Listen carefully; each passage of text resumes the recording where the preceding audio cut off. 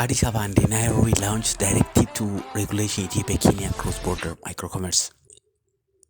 In the major step toward regional market integrations, the Ethiopian Minister of Trade and Regional Integration has officially enacted Border of Trade Directive number 1144/2026. They anchored in a bilateral agreement under African Continental Free Trade Areas simplified trade regime. This new policy legalized and structured what has historically been vast and regulated shadow economy along the shared frontier. Rather than relying on heavy-handed security clampdowns, the initiative aimed to curb illegal contraband, boost customer revenues, and bring structural stability to vulnerable borderlands by transforming informal trade into regularized commercial activity. To account for varying infrastructure development and local market access on either side of border, the policy underlines specific and equal geographical boundaries.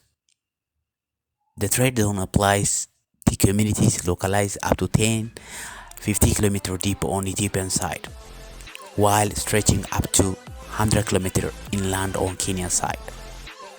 This is strategy designed to ensure that remote frontier communities cut off from their own domestic economic hubs can legally acquire vital consumer essentials from just across the border. While individual cross-border commerce is capped at $1,000 monthly executively over maximum 4 cross-border trips per month, the framework deploys strict per-trip limits on sensitive or high-value commodities.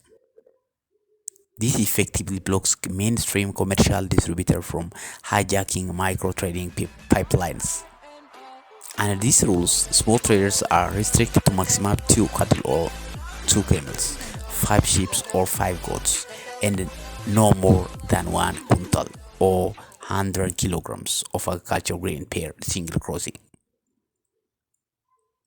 Furthermore, the regulation established definitive registration of 58 outright commodities cleared for transit through primary customs gate like Moyale. The approved list spans live, animal, fresh produce, 43 items, fish, processed flour, cooking oils, apparels, and electronic like mobile handsets. Crucially, however, dry air-cut beans have been entirely buried from the outright list. Because hair-cut beans represent one of the largest volume of agricultural produce traditionally smuggled from Ethiopia into Kenya, trade officials have looked them out, simplified the regime to protect primary macro exporter and insult domestic food service from the depletions. To protect local micro entrepreneurs from the cooperative exploitations, directive also established rigid compliance guidelines. Applicant must prove permanent resident in the design border zone to secure a specialized merchant license, with the local administrator mandate to protect women and vulnerable demographic group during the vetting process. These permits are strictly non-transferable, meaning that subletting or lending license to third parties will trigger several regulatory and legal penalties.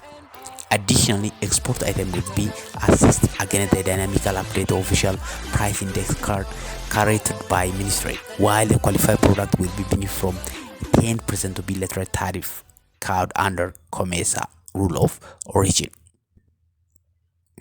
Ultimately, by legalizing billions of birr and shillings in daily border commerce, this policy marks paradigm shift in East African trade enforcement.